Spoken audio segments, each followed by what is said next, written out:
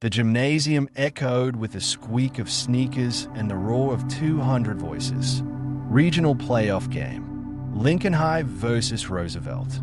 Winner advances to state. The score was tied with 43 seconds left. The crowd was electric. Parents screaming, students chanting, coaches pleading for every call. And in the middle of it all, moving with calm precision, was an older referee in a black and white striped shirt that most people in that gym had been yelling at all night. They called him incompetent, biased, too old, too slow. What they didn't know was that the man they'd been screaming at had spent 30 years saving lives.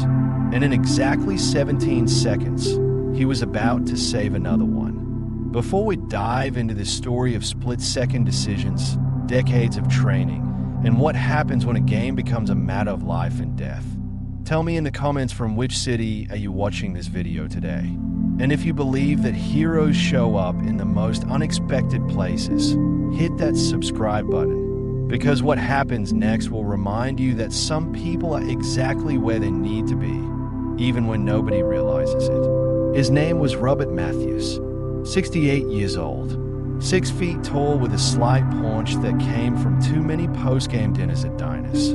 His hair was white, kept short and practical. His knees ached from decades of running on hard floors and harder streets. He wore standard referee gear, black and white striped shirt, black pants, white sneakers that had seen better days, a whistle around his neck, a rule book in his back pocket. Nothing about him suggested heroism. Nothing hinted at the thousands of emergencies he'd responded to over 3 decades as a paramedic. Robert had joined the fire department as a paramedic in 1975, 23 years old, fresh out of training, ready to save the world. For the next 30 years, he'd done exactly that. Car accidents, heart attacks, shootings, overdoses, house fires, industrial accidents. If someone called 911, Robert showed up. He'd performed CPR hundreds of times, delivered babies in the backs of ambulances, talked suicidal people off bridges, held dying patients' hands when there was nothing else to do. He'd been good at it, really good. His response times were legendary. His calm under pressure unshakable. His success rate at bringing people back from the edge was the highest in his department. But 30 years takes a toll. The adrenaline, the trauma, the faces that stayed with you long after the calls ended. The ones you couldn't save. By 2005, Robert was burned out. His hands shook slightly when he wasn't working. His sleep was fractured. His marriage had survived but barely. His department psychologist suggested retirement. Robert took it.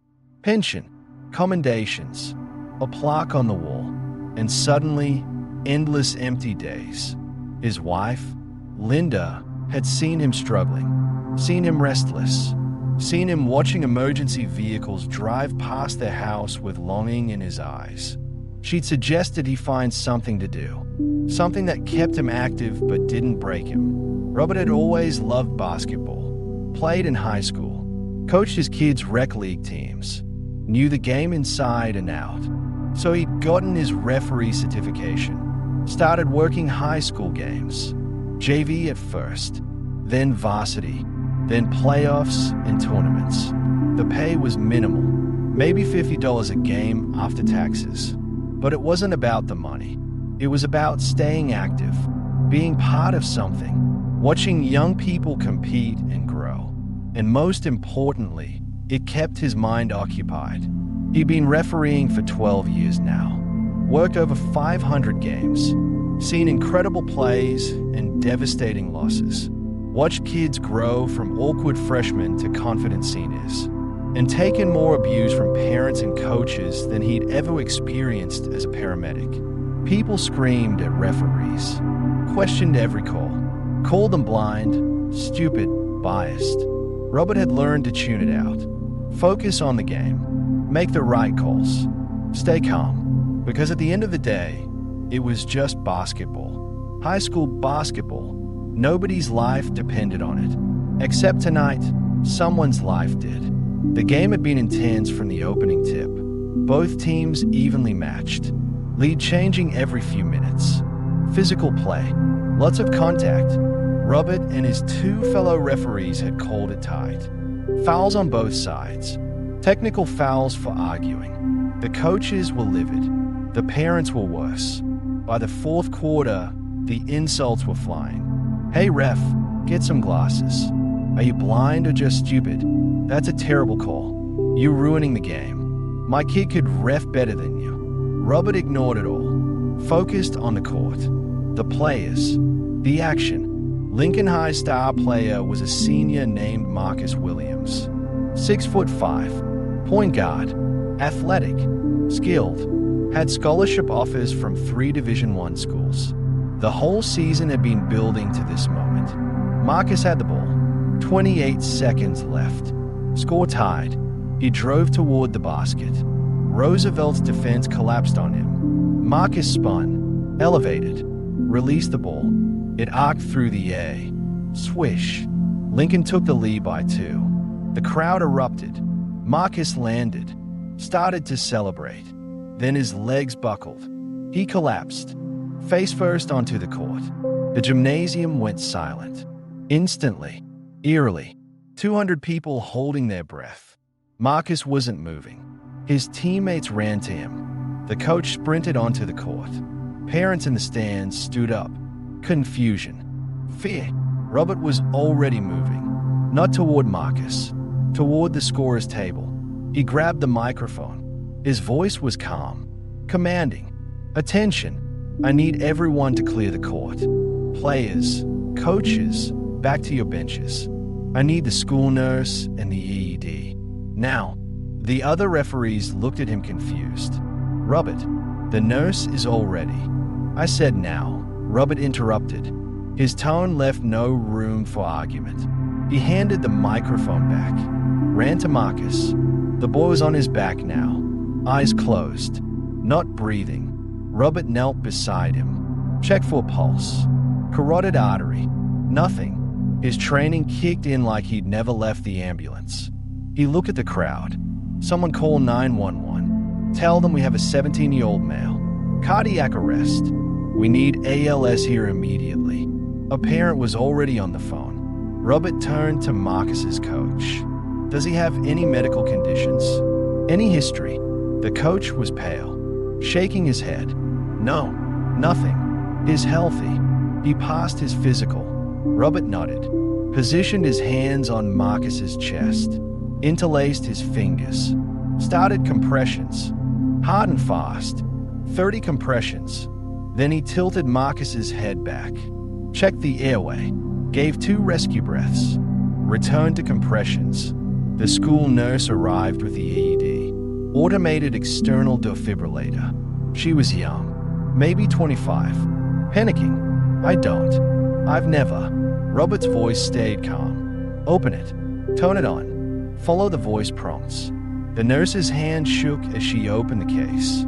The AED powered on. A computerized voice began giving instructions. "Place pads on bed chest." Robert continued compressions while the nurse fumbled with Marcus's jersey. Another parent, a woman who identified herself as an ER nurse, ran onto the court. "I can help." Robert didn't break rhythm. "Take over breaths. After my next set of compressions." The woman nodded, positioned herself at Marcus's head. Robert did 30 more compressions. The woman gave 2 breaths. The school nurse finally got the AED pads positioned.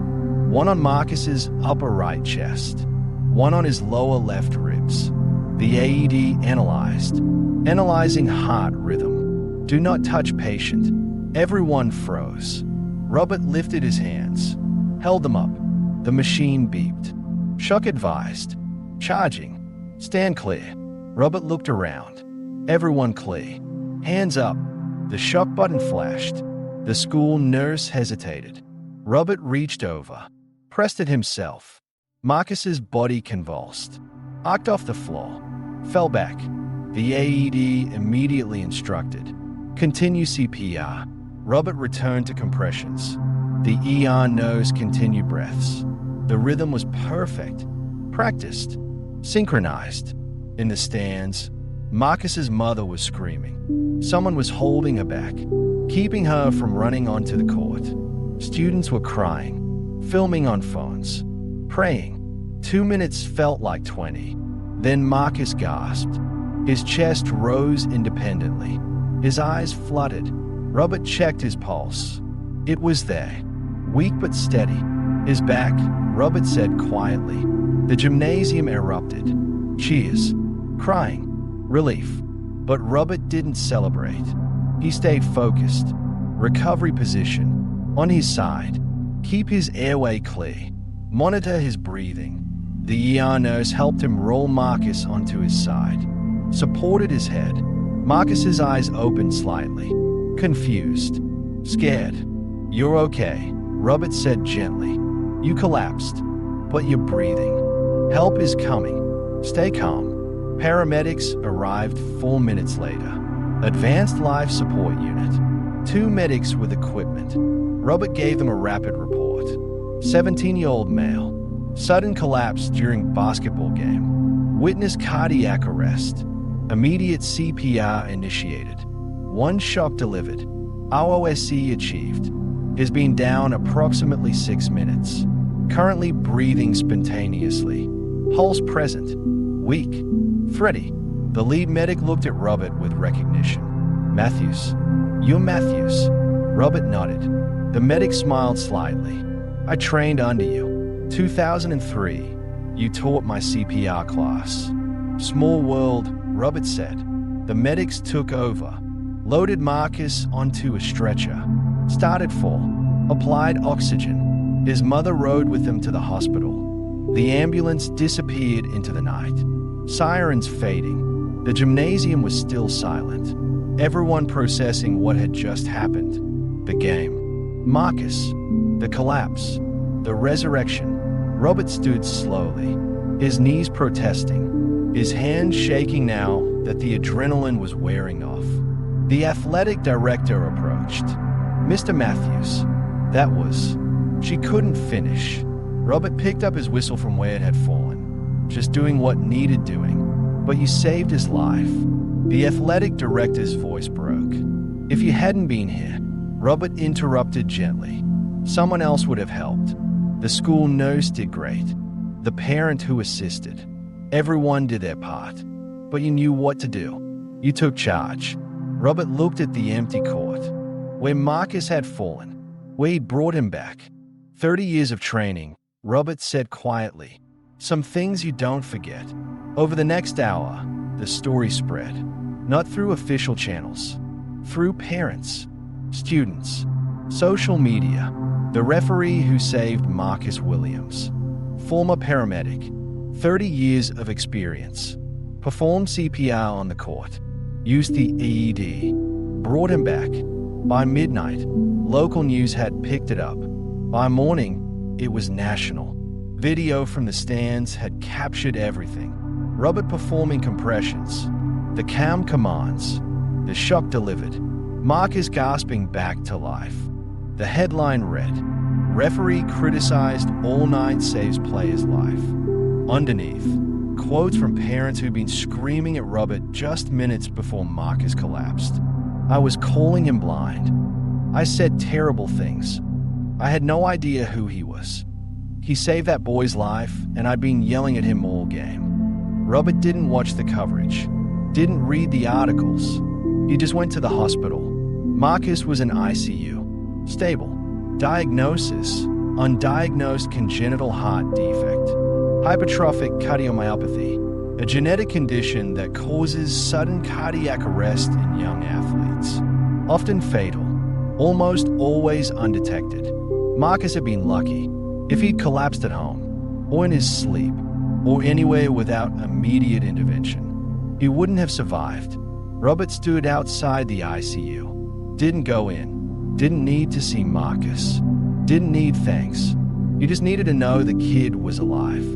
Marcus's mother found him there. She'd been crying for hours. Mr. Matthews. Robert turned. She hugged him, subbed into his shoulder. You brought my baby back. You gave me my son. Robert patted her back awkwardly. "He's strong. He's going to be fine. The doctors say if you'd been even 30 seconds slower, if the CPR hadn't been perfect, if the shock had been delayed." She couldn't finish. "But it wasn't," Robert said gently. "He's here. That's what matters." She pulled back, looked at him. "Why were you there? Why were you refereeing a high school basketball game?" Robert smiled slightly. "Because I like basketball, and because someone needs to keep an eye on things." She laughed through tears. "I yelled at you. I called you blind." "I know," Robert said. "I've been called worse." "I'm so sorry." Robert shook his head. "You were watching your son play. That's what parents do. You didn't know." "Nobody knew," she said, "that you were a paramedic, that you'd saved hundreds of lives, that you were exactly the person we needed." Robert was quiet for a moment, then said, "That's the thing about emergencies. You never know who's going to be there when you need help. But someone always is. If they are trained, if they are ready, if they remember their training even when they haven't used it in years." The next week, Robert returned to refereeing. Same games, same gyms, same parents yelling. But something had changed. Word had spread through the high school sports community. The referee who saved Marcus Williams was working tonight. Parents stopped yelling, started thanking him before games. Students asked for autographs. Coaches shook his hand. Robert didn't want the attention, didn't want to be special. He just wanted to referee, to stay active, to be useful. But at every game now, someone would approach, tell him about a family member who'd had a heart attack, ask him about CPR, thank him for being there. And Robert would listen, answer questions, encourage people to get trained. Because that was the real message. It wasn't about him being a hero. It was about everyone being prepared. 3 months later, Marcus returned to school. He had an implanted defibrillator now, a small device under his skin that would shock his heart if it stopped again. He couldn't play basketball anymore. Doctor's orders. Too risky. His scholarship offers were gone. His athletic career over. But he was alive. The school held an assembly, honored Robert, presented him with a plaque.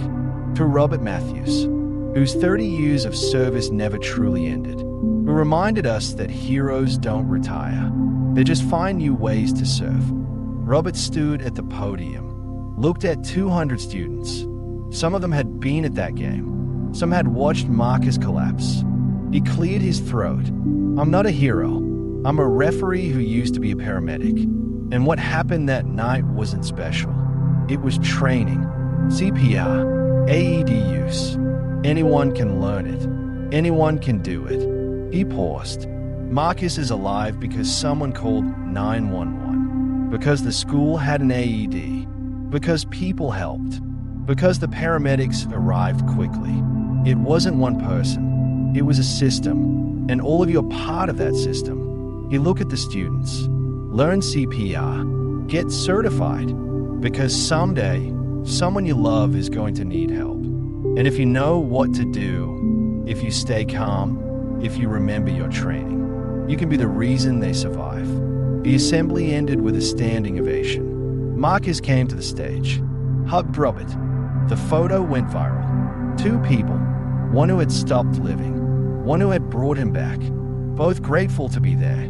Robert continued refereeing for 3 more years, then finally retired. For real this time, but he spent his retirement teaching CPR classes, first aid, AED training, at schools, churches, community centers, anywhere people would listen. Because Marcus wasn't the first life he'd saved. And after that night, he wasn't the last. So now I ask you, do you know CPR? Could you save someone if they collapsed in front of you? Have you ever thanked the people who quietly serve your community? The referees, the volunteers, the ones doing jobs nobody notices until everything depends on them? Write about it in the comments. Share the names of the unsung heroes in your community. Because stories like Robert's remind us that the most important skills are the ones we hope we never have to use. And the most valuable people are often the ones we take for granted, until the moment we desperately need them. Thank you for watching. If this story moved you, subscribe, share it, and please learn CPR. Get trained, because the life you save might be someone you love. We'll see you in the next one. And until then, remember, heroes don't always wear capes. Sometimes they wear referee stripes, and they show up every week to do a thankless job, until the moment it becomes the most important job in the world.